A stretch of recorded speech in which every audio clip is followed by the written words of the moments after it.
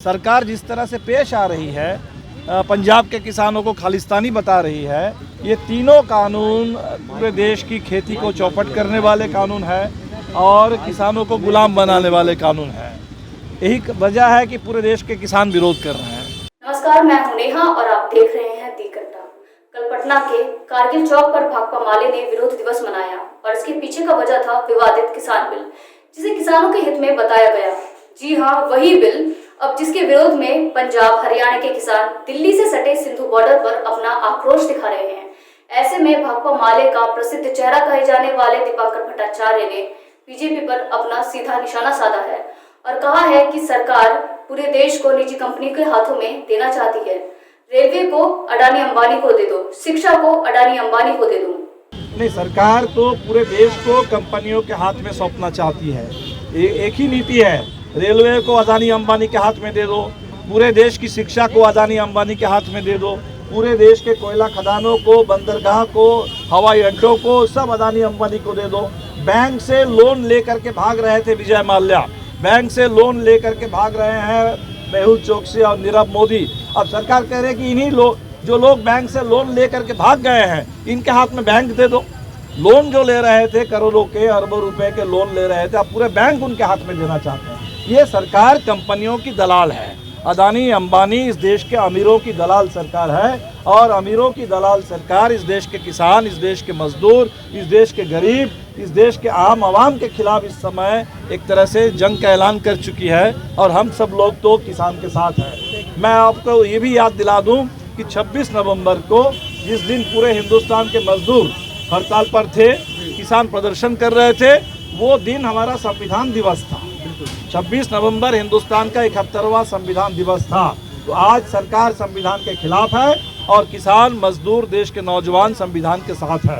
तो एक तरफ सरकार है, अडानी अंबानी कंपनी राज है, और दूसरी तरफ देश के किसान, देश के मजदूर, देश के नौजवान और देश का संविधान है। ये बड़ी लड़ाई है देश की आज़ादी की, लोकतंत्र बचाने की, और इसीलिए हम सब लोग बिल्कुल किसानों के। वैसे आपको बताते चले कि बंगाल का चुनाव नजदीक आ रहा है। ऐसे में दीपांकर भट्टाचार्य का ऐसा बयान एक तीर से दो निशाने साध सकता है और बंगाल की जनता को भी अपनी ओर लुभा सकता है।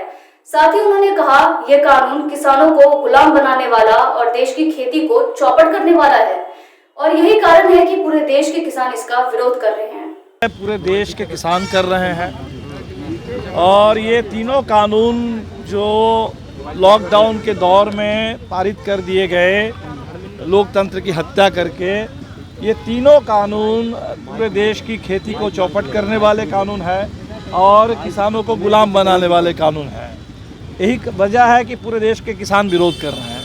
लेकिन अब जब किसान विरोध पर हैं, सरकार जिस तरह से पेश आ रही है, पंजाब के किसानों को खालिस्तानी बता रही है, पंजाब के किसानों को बदनाम करने की कोशिश हो रही है, सड़कें खोद दी गई थी हरियाणा में ताकि किसान दिल्ली पहुंच ना सके, तो बिल्कुल लग रहा था कि देश की सरकार ये कंपनियों की दलाल बन चुकी है और पूरे किसानों से जंग लड़ रही है।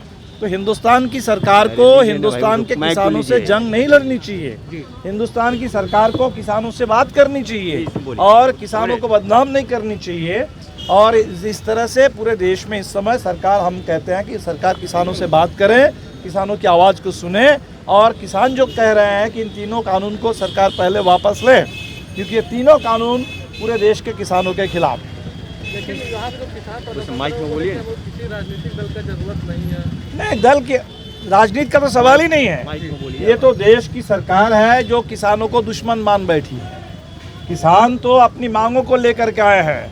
वो किसान किसी भी राजनीतिक दल से जुड़े हो सकते हैं, उससे कोई फर्क नहीं पड़ता। आपने देखा अभी पंजाब में जब पूरा पंजाब किसानों के पक्ष में खड़ा हुआ, सरकार कांग्रेस की है, विपक्ष में अकाली दल है, विपक्ष में आम आदमी पार्टी है, और पूरी विधानसभा ने एक स्वर से कहा कि ये केंद्र के कानून गलत है और उसके खिलाफ उन्होंने बिल को पारित किया। और केंद्र में मोदी जी के सहयोगी दल है अकाली दल, अकाली दल की मंत्री ने मोदी मंत्रिमंडल से इस्तीफा दे दिया।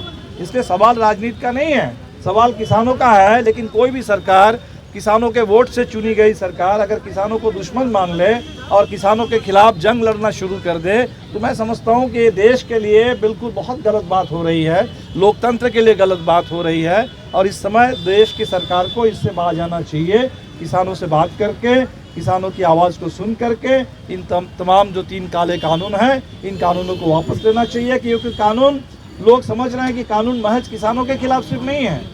आज जो महंगाई बढ़ रही है, आलू प्याज की कीमत जो बढ़ी है इन कानूनों के चलते, और ये कानून अगर इस देश में लागू रहेंगे तो इस देश के अंदर जो भी राशन की सुरक्षा है वो नहीं मिलेगा लोगों को।